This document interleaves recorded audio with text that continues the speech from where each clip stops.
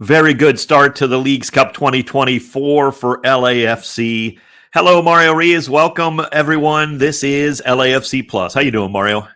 I'm good, Davey. It's underway, right? Leagues Cup 2024 underway. And as my friends, we like to say, we just starting match day one, had a bunch of good games, a bunch of interesting matchups. But I think LAFC's win over Cholos was the most impressive one of the weekend. Yeah, I don't disagree. I think it was a great victory. We will start there. We'll be breaking down a lot of the games coming up in Leagues Cup. We've got some games, obviously, fast and furious still to come in this group stage. Some teams haven't even started. Several Liga MX sides, the powerhouses. We'll talk about that coming up. But LAFC just overran Tijuana 3-0 the final. LAFC gave Tijuana the ball like we do see them do against many opponents, but with that three-man center back line, they had the 5-2-3 going, really more of a 3-4-3. Palencia and the winger Omar Campos, they're up in the attack and a lot. It's really that three-man center back line, Mario, that shut out Tijuana. I mean, they really didn't threaten Hugo Lloris that much in that match. David, you said that name, Palencia, which I'm just so impressed with Palencia, just night in and night out. Is anybody in MLS or Liga MX playing better than Sergi at his position right now? He's been doing it just night in and night out, and it's really just something beautiful to watch. And every time the ball is at his feet, just the body control, because he plays with intensity, right? A lot of force, a lot of aggression, but then he's also smooth with the ball. His touch is amazing. His passes are amazing. He's just one of many guys around him on his back line that has just been solid, rock solid all year long for LAFC. Absolutely. I don't see anybody playing the position better in MLS right now than him at that right back spot. So, and he certainly can get into the attack. He has 3 assists and may have more once Olivier Giroud gets into the middle there too. We don't know how that's going to, play out. Certainly, it does point to something. And I thought about this during the week, actually, after that match. I should say that during the weekend after that Tijuana game, and just how good Sergi's been. We see it with Ilya Sanchez. You go up through the Barcelona system, you just know how to play. Sorry, I mean it's not a coincidence. It's not a fluke. It's. These guys just know how to play. Now, they obviously didn't break through at Barcelona. That's a difficult thing for anybody. Obviously, that's the world-class players that are there, and then they go out and buy whoever they want or had for a long time. So there are a lot of guys who go through that system that don't play with Barcelona. They go off and have great careers elsewhere. Well, Ilya Sanchez and Sergi Palencia kind of just two billboards that are shining examples how you learn how to play there. They know how to play the game. And they don't get cheated, Mario. So that's another thing. They're going to dig in, and doing great work. Both those players, but really Sergi's having a magnificent season, no doubt. And he was a big part of this match. Everybody was. Nobody played poorly. When you beat a team like Tijuana 3-0, and you let them have the ball, you execute your game plan. You still get more shots on goal than your opponent, even though you only have 35%. I mean, you're just dominating. It was just a dominating win, right? Just a big statement, and LAFC just looks so dangerous already. Just one game in, and they look just so serious about being a contender and having a real shot at winning this whole entire thing. Especially coming out of the MLS side, they got to be one of the favorites. And just that defense, all the way up into the midfield, all the way up into the attack. Everybody being so creative and dynamic. And then you have Olivier Giroud being announced later on in the week, introducing him to all of LA, and that's going to be later on in the week. And so it's a matter of how quickly they can get him integrated into the lineup and getting minutes and stuff. And then, I mean, it's from there, it's like, oh, you got Banga getting freed up a little bit more. Then you have Kike getting a little bit more space, and Bogusz. It's like, oh my goodness, it's a good time right now for LAFC. Look, as we do this show and record it, obviously, we see the same stories you do. There's reports coming around, rumors flying of potentially more players. So obviously, it may or may not be done with just Olivier Giroud, and in terms of building this roster even deeper for the stretch run, if you will. Yeah, I'm excited. I really am. I think this tournament is great, Mario. We've loved this tournament from the opening kickoff thing last season, and I don't have any reason to feel differently about it now because a great start for LAFC, but a great start to the tournament too.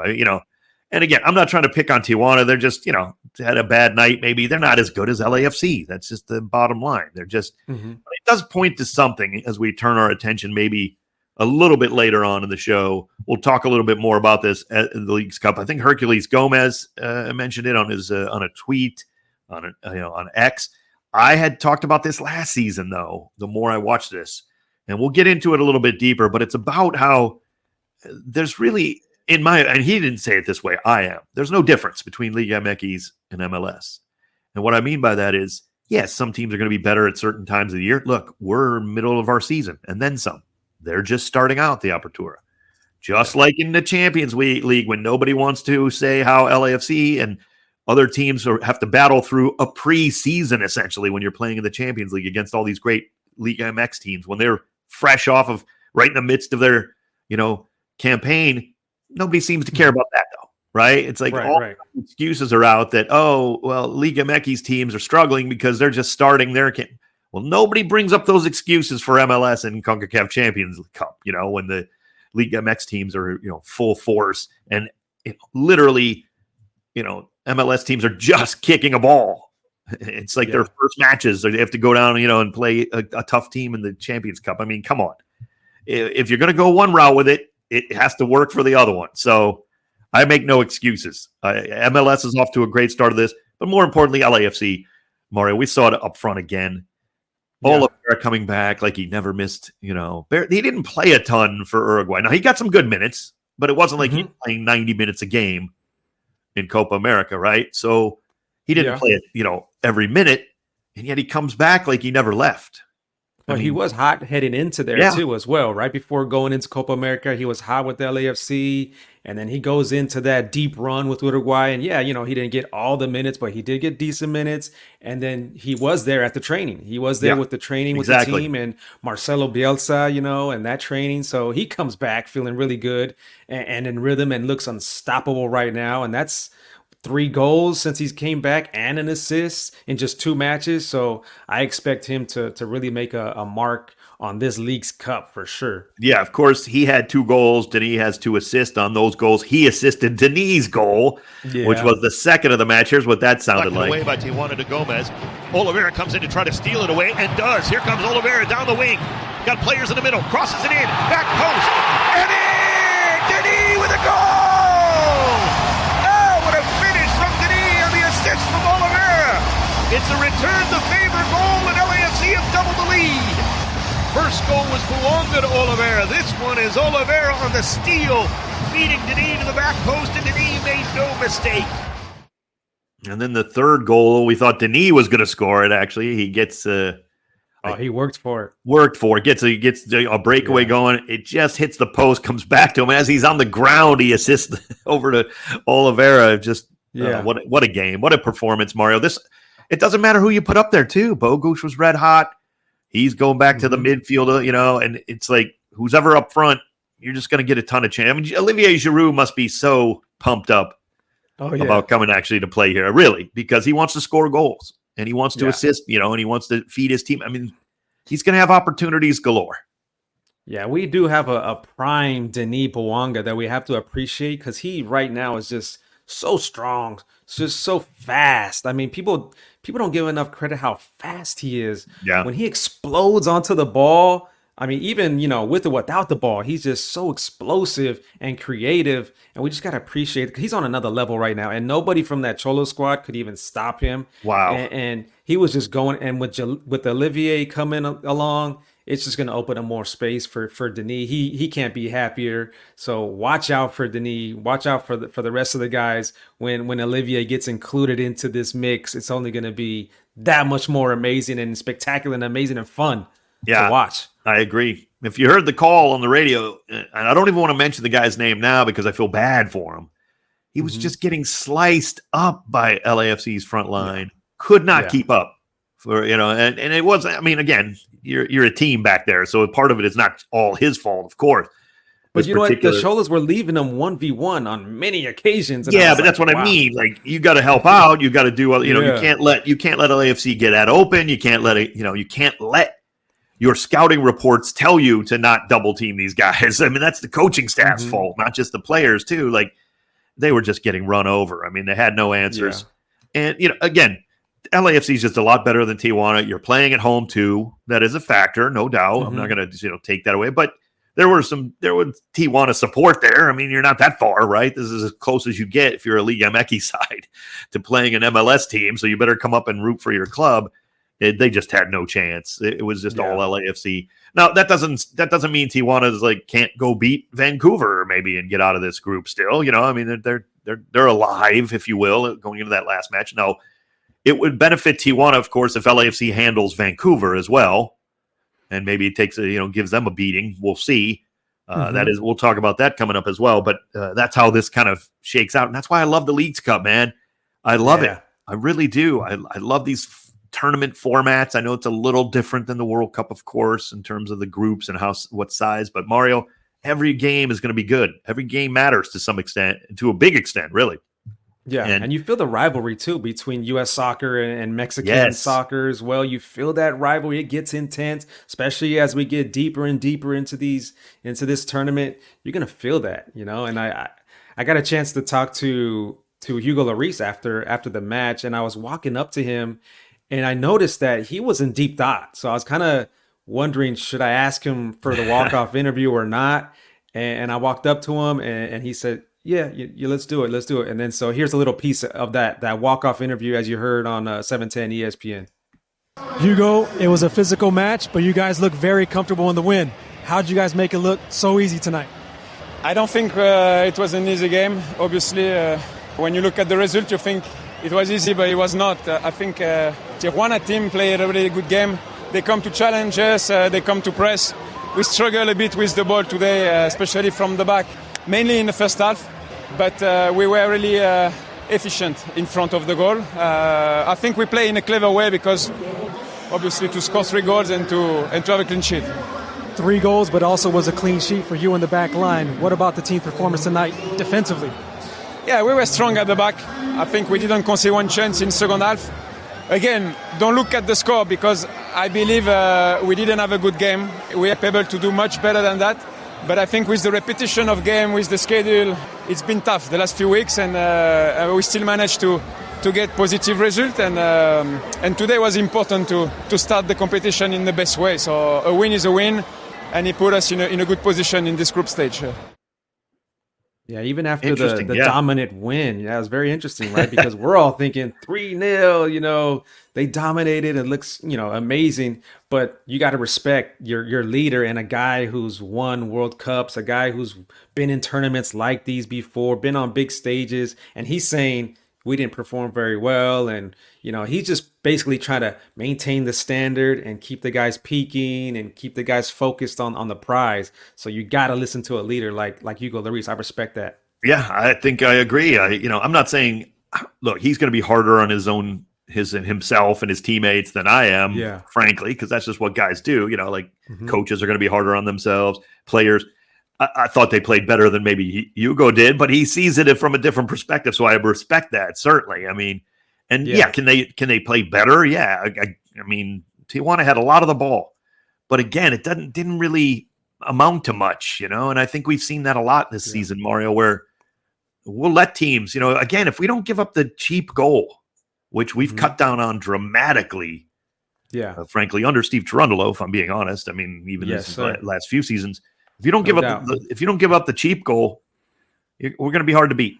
It's very frustrating for teams, for opponents that have the ball for all this time and they just cannot break through. They can't get a decent shot. And then when you do get a decent shot, you have a legendary Hugo Lloris there to block it for you. Yeah, I agree. Let's look around the rest of MLS, and a lot of this is, of course, Leagues Cup. But one interesting thing is, Mario, with the transfer window opening, recently. And now we're seeing a lot of these signings come to fruition and being kind of slotted into the Leagues Cup and helping their teams. That happens. We saw that last year where big name got slotted in by the name of Messi, So that's what's fun about this Leagues Cup. That's what's fun. I mean, you're going to be able to see, hopefully, Olivier Giroud gets slotted in for LAFC, and who knows who else for the other teams and for maybe the black and gold as well. And so this is something to look forward to in Leagues Cup. I think this is going to be a trend. I think this is what's going to happen each and every year. Yeah, I agree. One of the teams that was really affected by Mario was St. Louis with Touche and Hartzell. Yeah. A couple of big signings they're high on. Obviously, St. Louis has struggled in MLS. So they, look, it's not going well in MLS, but that's why the Leagues Cup is cool too, because you can bring these new guys in, clean slate, right? You go out and beat Dallas, and you did. They get 2 goals, one each from the new signings. One of them was a PK from Hartzell, the other one an earlier goal from Touche. And they beat a team that is in their conference. Yeah, again, not going great for St. Louis and MLS play, but maybe this starts a little bit of momentum. You can get out of the group potentially in Leagues Cup, make a run. Who knows what happens? And maybe it turns on So, yeah, we saw that from those 2 players. I do want to take... Last year, though, St. Louis, when they jumped into this Leagues Cup, they came into Leagues Cup that first game with a very heavily rotated lineup. Yep. They were doing well in the season. Complete opposite. Yeah, exactly. For some reason, they had a rotated lineup in Leagues Cup. But now this time, they went in for the win this time, and they started off Leagues Cup 2024 with a win. That's their first win in Leagues Cup history. Yeah, I agree. And, they did bomb out of Leagues Cup last season. It was a big part of – look, here's what happened with St. Louis. They went 5-0 to start their MLS history. They've been very bad since. I mean, even though it was a long time ago and they ended up first in the West, they weren't really good last season after that great start. I mean, I shouldn't say that. They were fine, but it's been a downhill trajectory. So a tournament out like of the this, playoffs, that was for sure. Absolutely. Yeah. And a tournament like this can kind of lift you up again, potentially get those fans back re-engaged and really focused on it. So I do want to take a look at this MLS versus Liga MX, Mario. We touched on that a little bit. Leagues Cup, it's going well for MLS to start. As we record this, there's been 8 matches between MLS and Leagues Cup, right? A lot of these games are MLS versus MLS. Some of them are Liga MX versus Liga MX. But right now we've had 8 so far that have been up until this point. Liga MX versus MLS. Right now, MLS has 5 wins and 2 draws. Both those draws turned into an extra point for LAFC, for MLS teams. They won the shootouts, which we know is crucial. So theoretically, you could argue 5 wins, 2 draws with an extra point and 1 loss so far. So one team has suffered that. That was Houston against Atlas, and a late goal for Atlas, a very good team. I thought that was a good match. Atlas deserved to win. Don't get me wrong. They deserved to win, but it was a very good match. Well played. 1-0 and a great goal in that one. Elsewhere, though, I mean, some kind of stunners maybe, even like Austin down a man, Mario, and they beat first night of, even before our match kicked off, first night of Leagues Cup, they beat Pumas 3-2, down a man. And it wasn't like down a man, one of those where you're up 3-2 in the 98th minute and some guy gets a red card. Yeah. Right? That wasn't the case. They were down a man in like the 32nd minute of this match. And weren't even well, though. Austin played very well, even they were down a man. And you could say that for every MLS team that got wins over Liga MX teams. Yeah. These weren't just fluke wins. Like these MLS teams that picked up W's over Liga MX teams, they deserve these wins too. I couldn't agree more. I thought the Revolution and Mazatlan was, again, not the 2 best teams in the world. Revolution get a goal from a 16-year-old, though. It's a deserved win. I mean, they played well. They shut out a team. Mazatlan, obviously, not no Carlos Gil for New England either. True. I do think the Portland win over Leon was big. Leon gets an early, golazo in that match. I mean, the screamer of a goal. And then they somehow get 2 goals from a defender, Zach McGraw gets 2 goals, including one in the 90th minute. And they pull out the win over Leon 2-1. That was big. Game. Yeah, that was really big. Another real interesting game, and I watched it almost all of this, almost every kick. Chivas San Jose Earthquakes. Yeah. Earthquakes up, with a goal by Jeremy Abobasi in the first half. You figure Chivas has to be coming in thinking we got to win this one because the Galaxy are a much better team than San Jose Earthquakes. That's just a fact. So Chivas has to feel like this game is the one we need to really. Earthquakes are awful in MLS this season. And they just could not break down the Earthquakes until the Earthquakes in the last 20 minutes decided to not maintain possession at all. I don't know why teams do this, Mario. I understand. I understand if you're playing Barcelona, you're not going to have a lot of the ball. I get it. Right. Real Madrid. Okay, I understand. It's 70 minutes to go, in the match. You got 20 plus, maybe even a little longer than that. And they just bunker. And I mean, like, we're just going to kick the ball away and not even try to maintain any possession. What is that? What always happens when teams do that, Mario? Oh, yeah. Seemingly. The goal is coming. That goal is coming. Exactly. You're 100% right. And in the last kicks of the match, Chivas get the goal. Now, San Jose wins the PK shootout. It's a little like softened by that, right? Because it's still you're still ahead of Chivas after the match, technically. But it's just a blow that doesn't need to, these teams just, when will they learn, Mario? Like, you're not playing the World All-Stars, I mean, Chivas is a nice team, but you had held them, played well all game. Then you decide to put 11 men in your box for 20 plus minutes, and it's coming. I mean, that was a big match. That was a big match with Chivas. Yeah. Anywhere they go, it's a big match, and of course, with the storyline of Cade Cowell coming back to San Jose, there was a lot of San Jose fans that were looking forward to seeing their homegrown player, Cade Cowell, of course, pull up to the stadium, and he pulled up with that cowboy hat, which was pretty cool, and he was ready for a shootout against his former club, but he did miss his PK shootout, which is unfortunate for him. He did miss that one, but it was a tremendous atmosphere at Levi Stadium there in Santa Clara. And they get good crowds there when they go to the Levi Stadium. Usually it's a good crowd there. It's a good atmosphere for San Jose. And they packed that place up with over 50,000. Over 50,000. Biggest crowd in Leagues Cup history. Obviously, many of the games are played in stadiums, MLS stadiums that are smaller than that anyway. But biggest crowd ever in Leagues Cup history. Whole lot of Chivas fans. There's no doubt about that. Yeah, they erupted on that goal. But boy, they did. That was loud. No doubt. But now San Jose, they got to go back to face the Galaxy. They got to face the Galaxy at PayPal Park coming up in their next match, and that's going to be a real big test. It's going to be a good match. Of course, that's a rivalry game for those two, as we know, the Cali Clasico. That's been going around for years now, so that's going to be a good one to look forward to in Leagues Cup. But, it's like for a team like San Jose, I mean, again, same type of thing. They're not going to the playoffs. Miserable season. Yeah. Pour it out in the Leagues Cup. Why not, right? That's all you got. I mean, go for it. Talent there, too. I love watching Hernan Lopez. I mean, go for it. Be a star. He's got Why all are the you personality, defending? the technique. Mario, you're that guy, so. You're beating Chivas in the 70th minute. Why are you defending? You have nothing to lose. You're a terrible team. I'm sorry. It shows a lack of confidence, honestly. Okay. Yeah, fair enough. Yeah. And maybe that's deserved on a lot of levels because their defense has been dreadful. But you were playing well. Go for it. Get the second goal. What are you doing? You have nothing to lose in this Leagues Cup. Go play. Now you got the shot. You got the shootout win. Kudos to them for that, right? Like, you're right. Mm-hmm. They get the extra point. They can still get through. But that's my point. Like, go for it.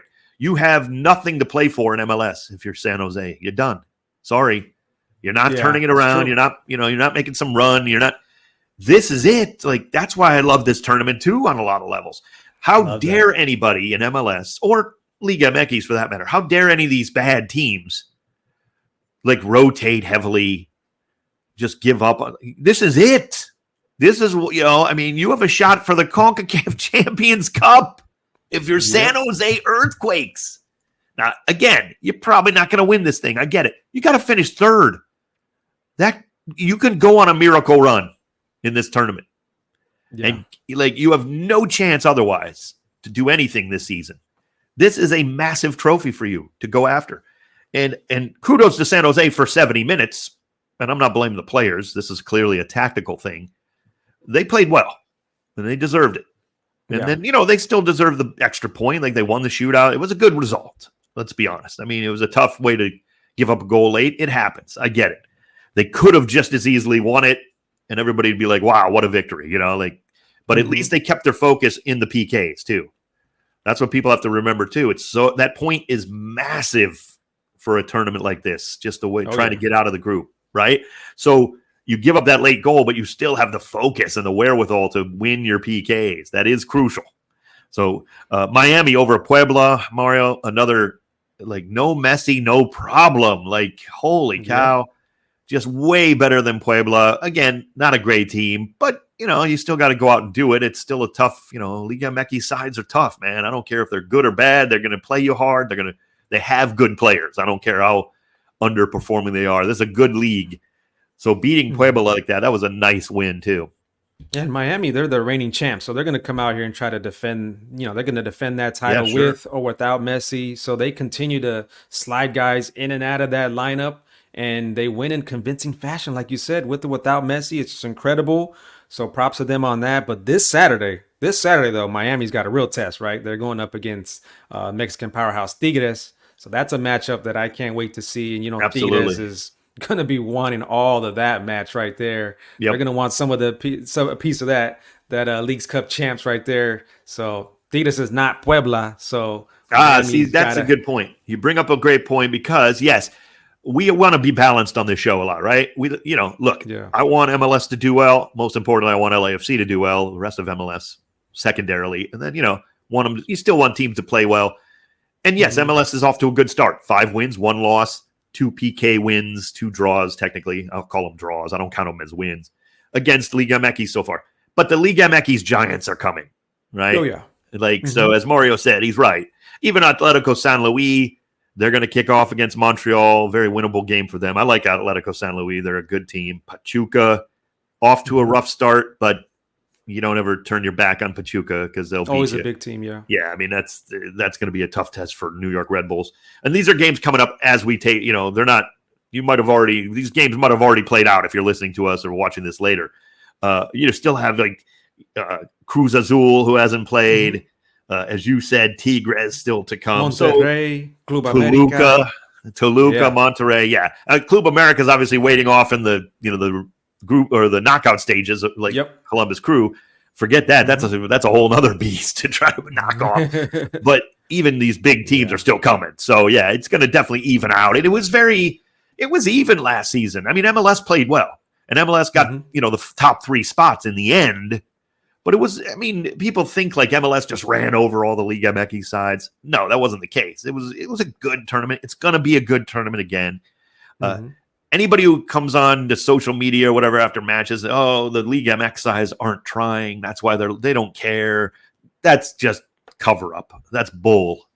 I'm looking at these rosters. I'm watching these teams play. I watch these matches. These Liga MX sides want to win these games. I promise you that. They are playing lights out, guts out. Like they don't mess around, right? You don't step on a foot. You don't step on a pitch with the Liga MX side thinking you're going to get through at 50%. That just ain't going to happen. And all these teams are playing well. Good, strong lineups from MLS sides. Good, strong lineups from Liga MX sides. Yeah, you're going to want to maybe see a kid or two get some minutes or maybe rotate a little bit. That's fine. But it's a long tournament too. You're going to have to give some props to Atlas though. That win over Houston, I think that was a big win for Atlas because we know how tough it is to play against Houston, especially at home. And I know that Houston team isn't quite the same team as the team from last year that won the U.S. Open Cup, but still, they're a very tough team to beat. And Ache, he just came back. He's getting back into rhythm. So, and Carrasquilla's there too. So that win for Atlas was big, and they're the only team that did get the win for Liga MX over the weekend. Yeah, I don't disagree. That was a very great goal too. Very good goal. I'm looking it up now to see who's in the rest of that. Who's the other team in that group? I'm trying to find their next matchups here. In that. Oh yeah, Atlas. Oh, RSL. Boy, what a tough group that is. That is. No wonder we thought that was Houston, RSL, and Atlas. Woof. I mean, yes. Now that Atlas gets that win too, RSL and Houston. You got to be careful here. It is on. That is going to be, wow. That is an impressive group, even just before the tournament kicked off. But now more so, Atlas really forcing the hand of Houston, especially, but RSL too, man. You can't mess around. So. And you know, had a standout performance over the weekend was Sean Johnson over in Toronto against the Red Bulls in the PK shootout because he had a great game in regulation. But then in the shootout, he helps them get those 2 points in the PKs, blocking a couple of shots, and then he also made them miss another one as well in the shootout. So great job for Sean Johnson, the U.S. international. And the reason I love this format with that extra point now, all the pressure on the Red Bulls going in that match against Pachuca coming up, just to right away. They got to win. I mean, you lose that, you're done. You're literally out of the tournament. That final match for Toronto won't even really, I mean, it'll matter on seeding and you'll want to, but wow. I mean, Toronto just getting that extra PK point puts all the pressure on New York Red Bulls to get a result. They got to get a result in that match against Pachuca. Good luck. I mean, so true. Yeah, I mean, it just turns those. Every match is obviously, we know when you're only playing 2, but every game in these group stages, no matter who's playing, is just so big. Awesome. So good. Yeah, I can't wait. I'm getting more pumped up talking about it as the tournament goes on, Mario. You're doing a good job for me. You're pumping me up. So I even love Toluca opening up there. The last to open up on Thursday this week against Chicago, who already lost. So Chicago's going to have to be flying around. There's no tomorrow. So you've got to get a win after a 2-1 loss to Sporting Kansas City. So, yeah, these games just are going to be coming fast and furious, and that's how the games are played, which I love. So, yeah, take a breath and then get back into it. Each night it's going to be awesome. So, good stuff, Mario. As always, we've got a game to talk about now, though, as we wrap up the show. It's our match, the second game. We can really put ourselves in a great spot to just let's cruise here. Let's get through this, win this match, win this group, be done with these 2, move on to the knockout stage. But it's not going to be easy. Vancouver comes in to BMO Stadium coming up pregame at 7 p.m. on ESPN LA 710 and the ESPN LA app that is coming up on Tuesday night. So again, you may have already you missed it, frankly, if you're watching the show a little bit later in the week, listening to the show in your favorite place for podcasts. But Mario, this is not going to be an easy task. Vancouver are playing well. Oh yeah, they're playing very well. But the thing is, for Vancouver, this is going to be their first match in the Leagues Cup so far, this 2024. So they're going to come in a little bit cold, and LAFC, of course, hot as heck. We're rolling, of course, and Vancouver's coming in off of back-to-back losses as well, and then there's also the fact that LAFC's beat them the last 3 times. So LAFC has all the momentum, and Vancouver's going to have to pick it up right away. Vancouver's on the road at BMO Stadium, one of the toughest stadiums to play against, as an opponent. So Vancouver's got their work cut out for them with this LAFC squad who's rolling. Yeah, Vancouver's doing very well, though. Upper half of the Western Conference. In fact, they took a loss to Houston right before this tournament. That was their last MLS game. But before then, they had won 5. Well, I shouldn't say one. They had been unbeaten in 5 straight. Gathered up, I think, 4 wins out of that 5. I could be wrong on that, but I think it was 4 out of 5. They were unbeaten in 5. Did suffer a loss to Houston right before this tournament in a thriller, 4-3 wicked game. It was a wild one. But, they're sitting currently 5th in the West at 11-8-5. They're very decent, whether they're home or road. They actually have more wins on the road this season than at home. So they're not great at home in the sense of the traditional, super-powered home. They're decent. But on the road, they're very, a decent record on the road. That means you're good. So they'll come into BMO and really give us fits. And they're going to have an interesting match with Tijuana no matter what happens in this game. So plenty to play for Vancouver. They did stretch their legs in a friendly against Wrexham. That's the team right. We all, that. So that's helpful too, though, Dave. That's helpful too. To get some real competition, not just going and training against your own teammates. True. To go up against Wrexham right before going into Leagues Cup, that could be helpful for them. Yeah, and teams are doing that. I mean, Club America obviously has to wait, so they're playing. I think they're playing some friendlies, in fact, with big clubs in anticipation of getting right into the knockout stage of this tournament. So you're right. The way the format is with 3 teams in a group, you can have a little break here, or you can have a little time before you even play, or maybe you play the first 2 matches like LAFC does, then you have a little break off. Yeah, maybe you'll see some teams, informally even scrimmage and stuff like that. But definitely want to keep yourself in that rhythm going into this tournament, no doubt, if you're Vancouver. That's going to be a good one coming up Tuesday night. Again, pregame 7 p.m. on ESPN LA 710 and the ESPN LA app. And if LAFC do advance to the knockout stages, we will have those matches as well. Knockout stages begin August 7th with the round of 32. Dave, LAFC are going, of course, LAFC always going for the full 3 points, always going for the win in every game that they're in. But they just need a point, Dave. LAFC just need a point out of this match, and they'll secure their spot into the knockout stage. Sure. Which is great. But let's see what happens in this one. This is a tough match. Let's win the group and see if we can, get maybe, let's face it might be a little easier time in the round of 32 because it's not going to be easy. Any of these knockout stages are going to be tough. But, if you win the group, see what happens, go forward there. Let's just get victories and keep rolling. Yeah. Whenever you try to play for something like a draw, that can be a little bit tricky at times too. So we're not worried about that. And I know LAFC. I know Steve Cherundolo's not. More importantly, but great stuff, Mario. As always, flies by. Episode 24 of LAFC Plus in the books. Always good to talk to you. Take us out, buddy. Yeah, that's Dave Denholm and Mario Ruiz. Make sure you guys join us on Tuesday night, 7 p.m., 710 ESPN and the ESPN LA app. This has been LAFC Plus Podcast. Let's go.